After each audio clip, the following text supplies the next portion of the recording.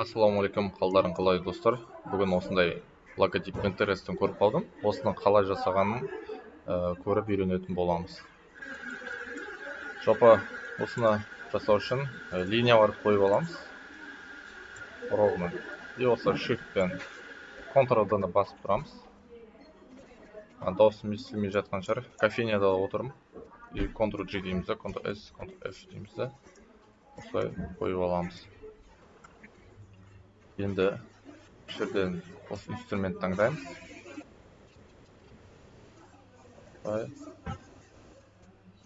Осы инструментпен жұмыс жасаймыз.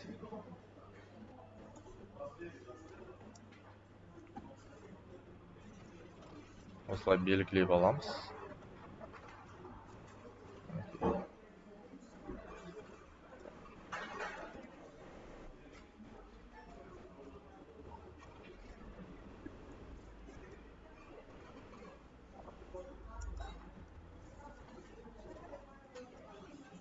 Осылай белгілей береміз.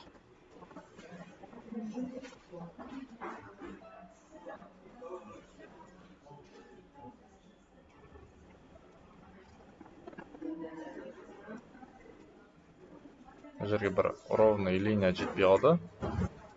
Ештеңе етпейді, оны қазір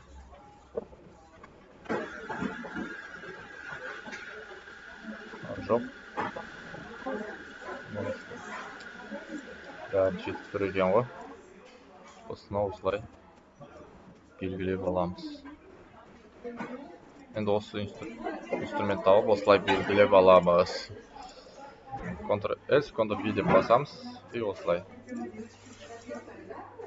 Кофейняда отырмын, дауысым естілмей жатқан шығар. Айқай болып кетті, ничего. Осылай қойып қоямыз. Пипеткамен таңдаймыз. И обводкасын өшіреміз. Сендіре қойып қоямыз. Артық фонын шум болып кетті, оны әрі. Ничего, сіздерге главный түсінікті деп ойлаймын. Осылай қойып қоямыз. Мінекей достар, осымен логотипіміз дайын болды.